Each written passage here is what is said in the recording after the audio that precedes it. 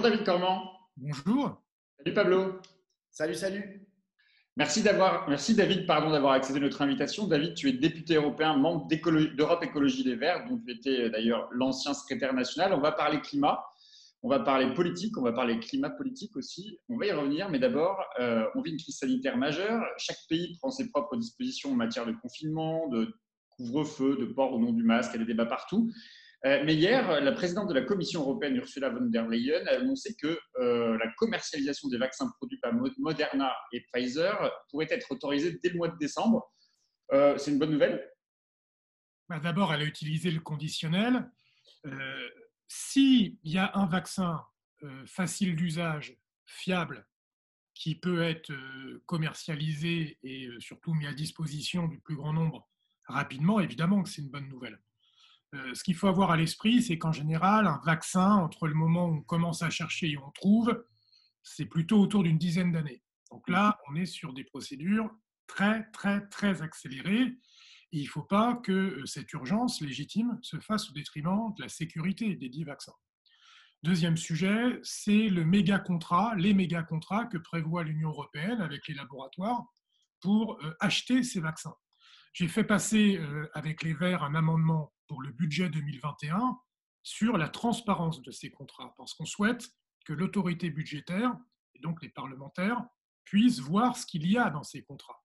Notamment, ce qui peut nous inquiéter, c'est le prix, évidemment, c'est les conditions que mettent ces laboratoires, ce qu'ils garantissent, entre guillemets, comme résultat, et puis aussi, ce dont on entend parler, c'est le fait que ces laboratoires délégueraient aux États la responsabilité d'éventuels effets secondaires indésirables qui pourraient s'avérer graves. Donc, je crois qu'il faut qu'il y ait la transparence sur ces contrats, y compris pour qu'il y ait de la confiance par rapport à ces vaccins. Parce que le problème du vaccin, c'est qu'il faut qu'il y ait une bonne couverture vaccinale. Et pour qu'il y ait une bonne couverture vaccinale, il faut que les citoyennes et les citoyens aient des bonnes raisons d'avoir confiance dans ces vaccins. Et pour tout vous dire, notamment le PDG de Pfizer ne nous donne pas de bonnes raisons d'avoir confiance, puisqu'il a vendu le jour même de l'annonce de la découverte de ce vaccin pour plusieurs millions de dollars d'actions de son propre groupe. Et donc, voilà, ça nourrit potentiellement des craintes et le boulot des laboratoires, c'est de soigner les gens, c'est pas de boursicoter. Donc, il y a quand même un problème par rapport à ça. Donc, on va voir si c'est une bonne nouvelle. Dernier élément, hein, ce vaccin, si je ne me trompe pas, c'est celui qui se conserve à des températures très basses, hein, moins 60, moins 70.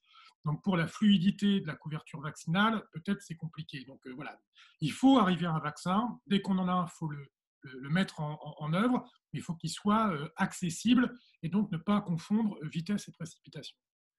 On va parler climat maintenant. Alors, c'est vrai que ça ne fait pas vraiment la une de l'actualité entre la crise sanitaire et la crise sécuritaire / identitaire. Mais quand même, le Conseil d'État vient de rendre une décision en demandant au gouvernement de dire d'ici 3 mois comment il compte réduire comment il compte tenir en fait ses objectifs de réduction de gaz à effet de serre, parce qu'il considère en fait que l'État n'a pas tenu ses engagements. Est-ce que d'après toi, cette décision du Conseil d'État, elle peut changer quelque chose? Est-ce que le fait que la justice s'intéresse au climat et à la lutte contre le réchauffement climatique, ça peut changer quelque chose?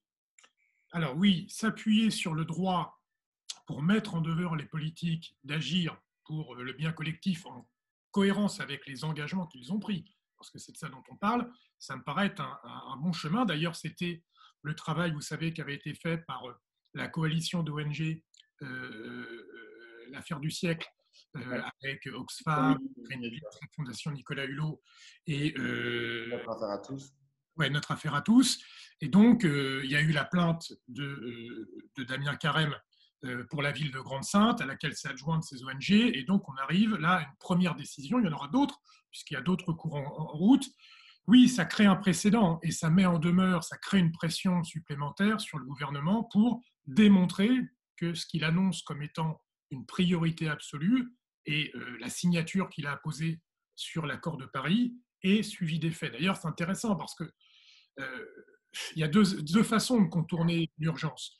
Il Il y a la façon cash de Donald Trump qui dit moi l'accord de Paris, je m'assois dessus, je signe, je retire ma signature. Puis il y a le truc un peu plus hypocrite de dire oui, oui, nous on est les premiers combattants du climat, mais en fait derrière on n'agit pas en conséquence. Donc là, ça permet de remettre l'Église au centre du village. Bon, cette période de débat sur la laïcité, je ne sais pas si l'image est bien choisie, mais enfin vous voyez l'idée. Donc oui, c'est une bonne nouvelle. Ça crée un précédent. Voilà, ça crée un précédent. Je ne sais pas si c'est historique, mais ça crée un précédent important, une base juridique pour continuer ce combat. Je ne sais pas si tu t'es levé ce matin en écoutant France Inter. Moi, j'ai écouté le débat Thomas Piketty et Dominique Seux qui m'a fait me poser beaucoup de questions parce que Dominique… Mal comme ça le vendredi matin. Ouais, c'est dur. Dominique Seux, en gros, il a pas sous-estimé la décision de justice, mais quand même, il a vachement insisté sur le fait que la France était quand même une des moins mauvaises élèves d'Europe, que les résultats étaient là, que les politiques n'étaient pas inactives en matière climatique. Et il a laissé entendre, d'autant plus que dans la période que l'on vit, avec la récession qui va venir, il y avait d'autres urgences, laissant entendre que cette urgence était principalement la question économique. Est-ce que tu n'as pas peur que précisément cette période que l'on traverse, où on va mettre l'économie au-dessus de tout, ce soit un débat, ce soit en tout cas un argument qui soit repris, accepté par le plus grand nombre? En tant que, pas vieil écologiste, parce que je ne suis pas si vieux, mais militant écolo depuis 20 ans, vous savez, il y a toujours des bonnes raisons, crise économique ou pas, pour remettre l'écologie à plus tard. Le problème, c'est que le plus tard d'aujourd'hui, c'est les trop tard de demain. On a déjà beaucoup tergiversé. Sur ce qui est dit par ceux sur la décision de justice, elle n'est pas décisive, cette décision de justice. C'est un premier jalon. Donc là-dessus, bon, on verra la suite. Mais il ne s'agit pas non plus de dire ça y est, on a gagné, c'est terminé.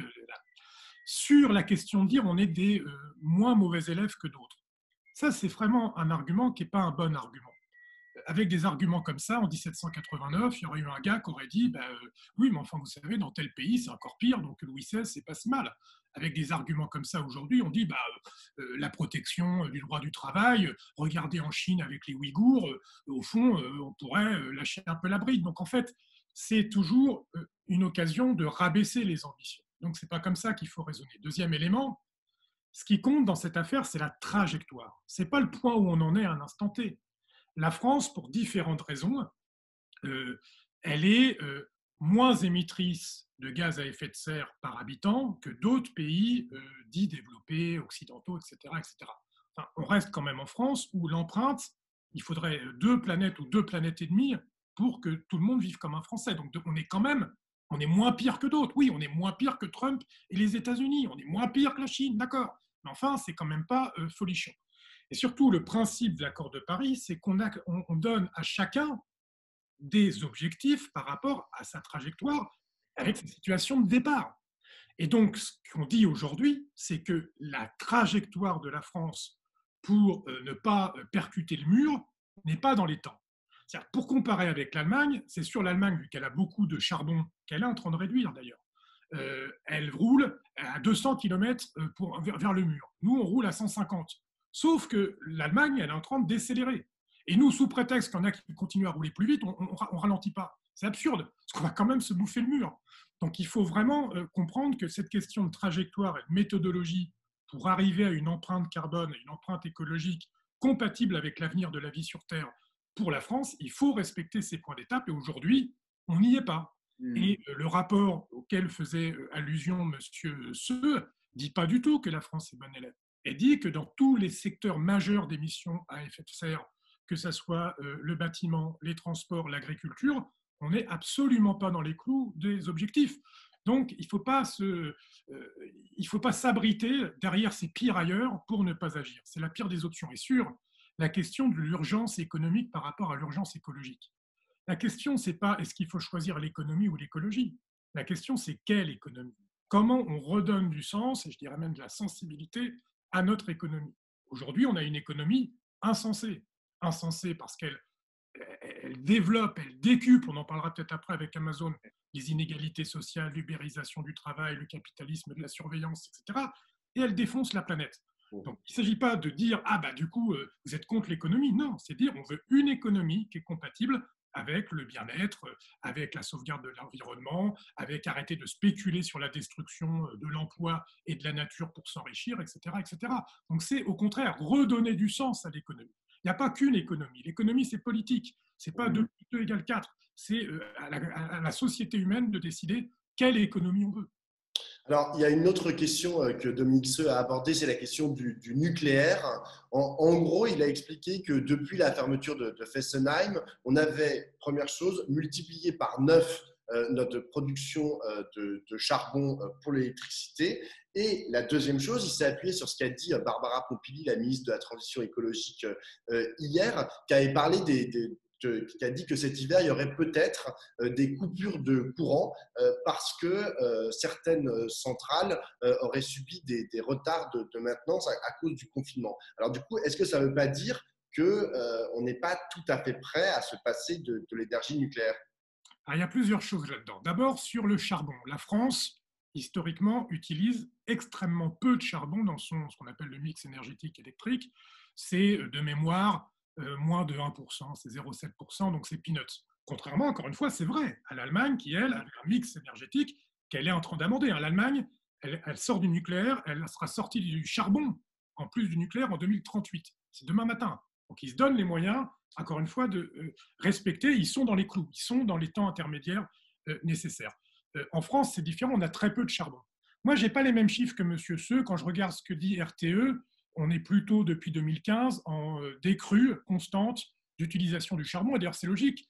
Macron avait annoncé la fin des 3 centrales charbon qui restent. Donc, c'est logique que ça décroît. Donc, je ne sais pas où il était chercher ces x9, mais on est en tendanciel très net, vous pourrez vérifier ces chiffres, de baisse de production de charbon.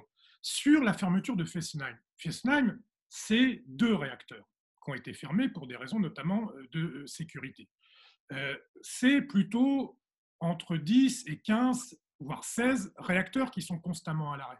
Pas parce qu'on a décidé de les fermer, soit parce que, vous l'avez dit, il y a des problèmes de maintenance, des problèmes de sécurité, soit comme cet été, parce qu'il n'y a plus assez d'eau pour refroidir les réacteurs. Donc ce n'est pas pour des raisons parce qu'on déciderait de les fermer, parce qu'on a des centrales qui sont vieilles, qui nécessitent de plus en plus d'argent pour les entretenir, que c'est difficile à entretenir, parce qu'en plus EDF, qui est quand même une entreprise extrêmement endettée, 40 milliards de dettes. Si le nucléaire était l'Eldorado industriel, économique et technologique, on n'aurait pas 40 milliards de dettes. Mais passons. Et parce qu'on a perdu un savoir-faire, la génération des ingénieurs qui ont mis au point il y a 40 ans, 35 ans les centrales actuelles, 30 ans, sont à la retraite et on a fait appel à des sous-traitants, donc on a un savoir-faire qui n'existe plus. Donc c'est à cause de raisons structurelles, pas de choix structurels que le parc nucléaire français décline. Je ne parle même pas de l'EPR qui a plus de 10 ans de retard et qui est une catastrophe industrielle et économique. Bref, donc c'est pas ça le sujet. Le sujet, c'est qu'on n'a pas anticipé la transition parce qu'on ne souhaite pas le faire. La France, c'est la 2e façade maritime du monde en superficie et on a 0 éolienne offshore raccordée au réseau aujourd'hui, quand tous les autres pays industriels européens ont développé cette alternative. Pareil pour le photovoltaïque, parce qu'en France, il y a une croyance dogmatique, irrationnelle, dans la magie du nucléaire. Et aujourd'hui, la réalité nous rattrape et on n'a pas anticipé le coup d'après. Donc il est urgent maintenant de passer à autre chose si on veut être au rendez-vous des enjeux en termes d'emploi, en termes écologiques, en termes énergétiques des temps qui viennent. Un mot d'économie quand même, parce que vous, dans les écologistes et beaucoup des intellectuels qui gravitent autour des écologistes, vous avez depuis longtemps développé l'idée de la société de sobriété. On voit aujourd'hui que des opérations comme le Black Friday sont maintenues, repoussées d'une semaine. Que feraient les écologistes dans une telle période où on voit que l'économie ne se porte pas au top, que les commerçants ne sont pas en grande forme c'est une mauvaise décision d'avoir maintenu et repoussé ce Black Friday? C'est d'autant plus incompréhensible que l'un des quelques avantages de la loi Poisson de lutte contre le gaspillage et pour l'économie circulaire était justement de permettre, même si le Black Friday en lui-même n'était pas cité, d'interdire ce type d'opération commerciale en n'autorisant que les soldes traditionnels, je ne sais plus quand est-ce que c'est, en janvier, en juillet de mémoire, et toutes les autres opérations coordonnées de casse des prix étaient interdites grâce à cette loi. Donc il y avait en plus un support juridique pour pouvoir dire on ne reporte pas le Black Friday, on ne fait pas le Black Friday. Après, oui, sur la question de la sobriété, en fait, ça s'appuie sur une analyse politique haute, c'est que plus profonde. En tout cas, haute, qui est de dire qu'il y a une illusion, une promesse intenable, que nos libertés et notre émancipation en tant que citoyens passeraient par l'accès démesuré à des biens matériels. Hein, c'est l'émancipation par l'accès à l'abondance. Or, cette promesse, posée de façon différente par la droite historique et la gauche historique, conduit à une impasse parce que les limites matérielles de la planète font que cette promesse d'abondance est une promesse, encore une fois, intenable. Et donc, la justice, y compris la justice sociale, la justice environnementale, elle passe par l'émancipation, par plein de l'accès à du temps libre, l'accès aux loisirs, l'accès à avoir du temps avec ses amis, etc., mais pas par l'accumulation de biens matériels qui sont en plus de fort mauvaise qualité, ce qui crée une dépendance, notamment de la part des plus pauvres, qui ont accès à des biens de consommation de faible qualité, qui sont difficiles à réparer, qu'on doit remplacer souvent, et qui les met voilà, en difficulté, y compris financière. C'est la course à la consommation, et donc ce n'est pas un bon moyen. Surtout qu'on pourrait avoir une économie qui crée plus d'emplois, une économie qui s'appuie sur plus de sobriété dans la consommation, mais qui crée plus d'emplois avec notamment les emplois de proximité. C'est tout le débat qu'on a aujourd'hui entre les emplois de centre-bourg, les commerces, etc., qu'on a commencé à défoncer avec la multiplication depuis 40 ans des grandes surfaces en zone périurbaine. Et là, le deuxième effet qui se coule, c'est tout l'achat en ligne, et notamment des géants comme Amazon. Vous appelez à boycotter Amazon? Oui, je pense que c'est boycotter. Oui, je pense que c'est comment dire, un moyen de consommer qui n'est pas un bon moyen de consommer à tout point de vue.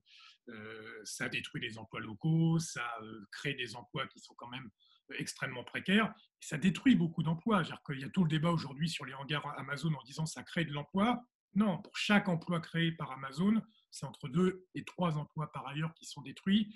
Idem pour les grandes surfaces d'ailleurs. C'était le cas et c'est le cas aussi pour les grandes surfaces. Donc il faut revenir à la raison, Alex.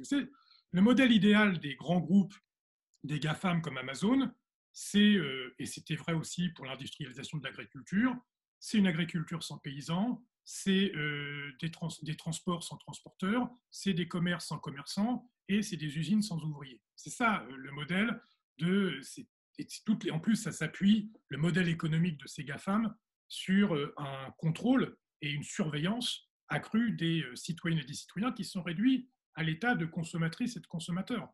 On va dans vos données personnelles, et on les commercialise d'ailleurs, pour vous pousser encore plus à la consommation. C'est ce qu'on appelle le capitalisme de la surveillance. C'est Joanna Bewolf, je crois, qui est une universitaire américaine, qui a sorti un livre qui vient d'être traduit en français, qui est très intéressant là-dessus. Et d'ailleurs, en termes de liberté individuelle, c'est intéressant de constater cette tenaille entre des États comme la France, qui, dénués de moyens de politique publique, parce qu'il n'y a pas de fiscalité sur les plus riches, parce qu'on a détruit les services publics, en sont à faire la surenchère liberticide. C'est les débats qu'on a actuellement. Et d'un autre côté, la porte ouverte à ces GAFAM qui, eux, rognent sur nos libertés. Donc ça crée un paysage, une tenaille où la place du citoyen et de l'intérêt collectif est de plus en plus contraint.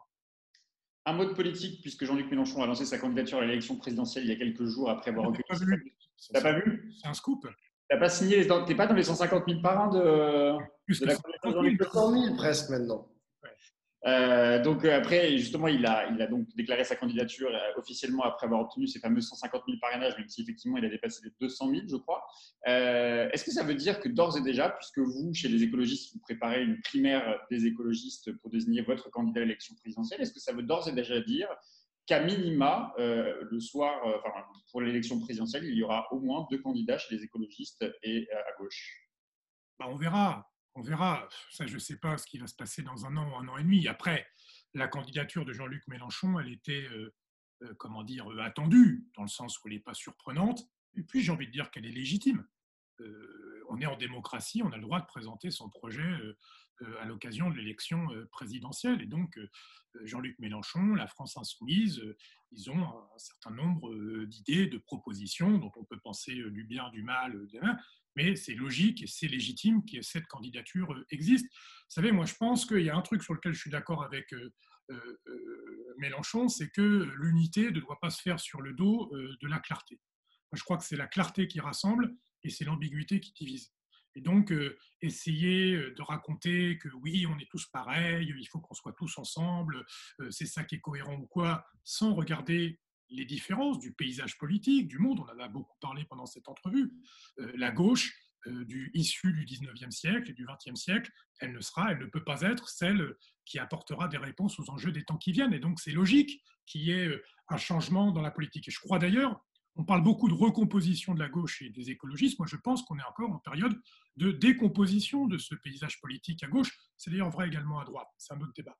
Et donc, c'est pas grave d'apporter de la clarification avec des projets politiques différents. Et j'ajoute pour finir que dans l'histoire des élections présidentielles en France, il y a déjà eu des victoires, entre guillemets, du candidat de gauche, alors qu'il y avait un certain nombre de candidatures issues de la gauche ou de l'écologie au premier tour. Donc, ce n'est pas, pour moi, rédhibitoire. L'enjeu, pour moi, c'est de convaincre la société qu'il n'y a pas de fatalité à choisir entre le statu quo libéral et de plus en plus liberticide, ce qui est quand même un paradoxe de ceux qui sont au pouvoir aujourd'hui, et de l'extrême droite. J'ai une question qui me vient, pardon, j'ai une question qui me vient. Ça reste un bon candidat écologiste, Jean-Luc Mélenchon? C'est un candidat qui a intégré à sa doctrine, bien sûr, des enjeux écologistes. Après, de la même façon qu'il y a plusieurs gauches, il y a plusieurs écologies. Moi, l'écologie que je porte, elle est plus détachée d'un certain nombre de réflexes de la première gauche. On a parlé du rapport à la consommation et de l'émancipation par la consommation, par rapport au rôle de l'État, à la planification, par rapport au rôle de l'Europe, par rapport à tous ces sujets-là. Oui, on a des différences. Moi, je suis plus girondin que jacobin, je suis plus fédéraliste européen que peut l'être sans doute Jean-Luc Mélenchon, et je me méfie de la planification et de ce que cela implique en termes de contrôle administratif sur nos vies. Après, il y a beaucoup de sujets sur lesquels on est d'accord, mais c'est à chaque fois que les gens intègrent à leur récit politique l'écologie, en tant qu'écologiste, moi je suis content, même si je ne suis pas d'accord sur tout avec eux. On a une dernière question pour toi, David. Dissolution du CCIF, de Baraka City, proposition de loi pour une sécurité globale, report probable des élections régionales. Est-ce que la question des droits, des libertés et de la démocratie, finalement, est une question qui anime aussi Europe Écologie Les Verts? Ah bah bien sûr, c'est même un des affluents qui ont motivé la création de l'écologie politique, et notamment en France. Dès la première candidature écologiste en 1974, René Dumont était un militant de l'égalité nord-sud, des droits fondamentaux et des droits humains. Dans les militants écologistes, on a toujours lié la question de l'émancipation des femmes, la protection des réfugiés, la lutte contre le racisme, et ça remonte même plus loin, à l'époque de Fournier, avant même que l'écologie existe. La critique, c'était un socialisme pré-marxiste, et qui intégrait la question écologique et également la question des inégalités liées au sexe, etc., au genre, et tous ces sujets-là. Donc oui, bien sûr, et on est particulièrement inquiet de la dérive actuelle que l'on constate dans un grand nombre de pays occidentaux. On l'a vu d'ailleurs avant Trump, même sous George Bush avec le Patriot Act aux États-Unis. On le voit évidemment avec Orban, etc., et la question de l'état de droit en Europe de l'Est, et on le voit désormais en France. Ce n'est pas anodin que l'ONU, que la nouvelle défenseure des droits, alerte sur le reniement d'un certain nombre de droits fondamentaux dans notre pays. Le fait que le gouvernement joue aux apprentis sorciers avec la loi de 1905, avec la loi sur la liberté de la presse, et tous ces sujets-là n'est évidemment pas anodin et doit nous alerter. C'est ce que je disais un petit peu tout à l'heure. C'est un vrai paradoxe, c'est que les libéraux et les libéraux progressistes, et Macron se situe, d'après lui, dans cette famille, en sont aujourd'hui, pour maintenir le pouvoir et leur légitimité, à réduire les libertés.